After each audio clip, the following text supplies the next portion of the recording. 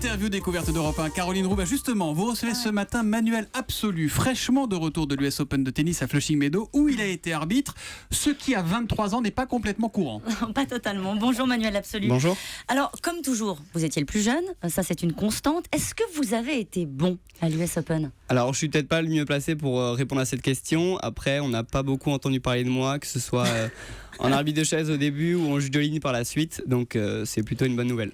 Où je veux en venir, c'est que la question qu'on se pose, c'est est-ce qu'on peut faire un mauvais match quand on est arbitre ? Oui, tout à fait, on peut faire un mauvais match. Le but d'un arbitre, c'est qu'on entende le moins parler de lui, qu'on laisse les deux joueurs faire leur match. Donc oui, on peut prendre une mauvaise décision à un moment important du match et malheureusement faire basculer le match. C'est ce qu'on souhaite évidemment le moins possible. Alors je le disais, vous êtes le plus jeune, vous avez fait votre premier Roland-Garros, vous aviez 18 ans, vous avez arbitré les plus grands joueurs du monde. Comment est-ce qu'ils vous regardent quand ils vous voient en arbitre de chaise avec, on fait de la radio, mais il faut aller voir sur europe1.fr, hein. Vous ressemblez à un gamin quand même, Oui, c'est pas grave. Pas beaucoup de barbe, c'est vrai. Non, c'est vrai que j'ai eu la chance d'être toujours considéré comme un arbitre avant d'être considéré comme un jeune arbitre.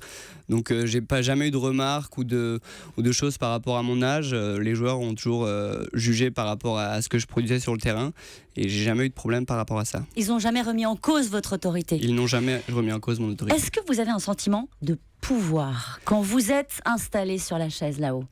On a du pouvoir, ça c'est sûr. Après, c'est pas forcément ce que je recherche en faisant de l'arbitrage. Moi, c'est la passion du tennis, la passion de l'arbitrage. Donc voilà, je suis là pour prendre les bonnes décisions et pour que le match se déroule du mieux possible et pas pour faire le gendarme sur la chaise arbitre. Le risque absolu, c'est de se tromper, c'est dans un moment de tension de match, de prendre la mauvaise décision. Est-ce que ça vous est arrivé, ça ? Ça m'est arrivé évidemment quelques fois, malheureusement. Ça m'est arrivé plus souvent quand j'étais plus jeune et que je débutais sur le circuit. Après, ça arrive de moins en moins souvent. Avec l'expérience, on arrive à gérer mieux les moments difficiles et heureusement d'ailleurs. Et donc, quand vous étiez petit, vous vous disiez, quand je serai grand, je serai arbitre de chaise. C'est ça que vous disiez, parce qu'habituellement, les enfants ils se disent, quand je serai grand, je serai Djokovic. Non, Federer, pardon. C'est quoi l'histoire au fond ? Comment est-ce que vous arrivez là où vous êtes aujourd'hui ? Moi, j'ai commencé l'arbitrage dans ma ligue, dans mon département, et je jouais aussi au tennis, mais j'étais largement pas assez doué pour espérer un jour devenir Djokovic ou Federer. Donc voilà, j'ai commencé l'arbitrage un peu par hasard et ça m'a tout de suite beaucoup plu. J'ai eu la chance. Qu'est-ce qui vous plaît franchement ? D'être le premier spectateur de ces matchs-là ? Je pense que c'est un peu une vocation d'être arbitre. Et voilà, je suis sur le terrain avec les joueurs, avec les meilleurs joueurs du monde. J'ai effectivement la meilleure place. Et puis voilà, je profite, j'arrive à vivre de ma passion. Je suis sur le circuit pour ma passion. Vous faites ça pour l'argent ?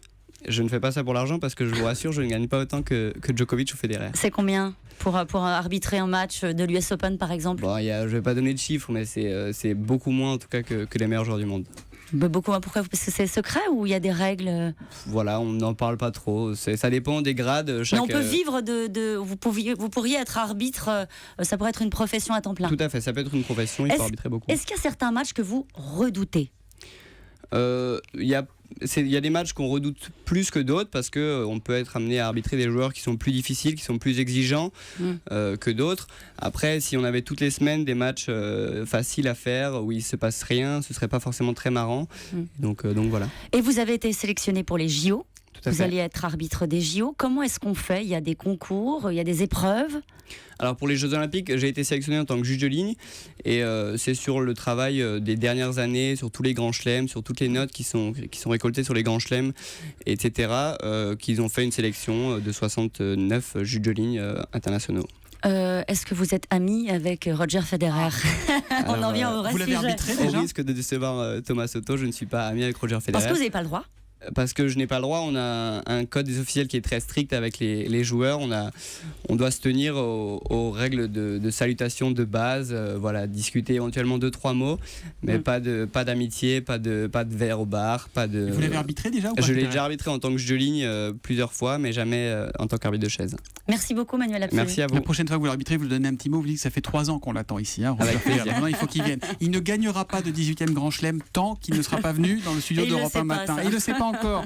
Merci Caroline. Beaucoup. Merci beaucoup. À demain matin pour l'interview de découverte d'Europe 1.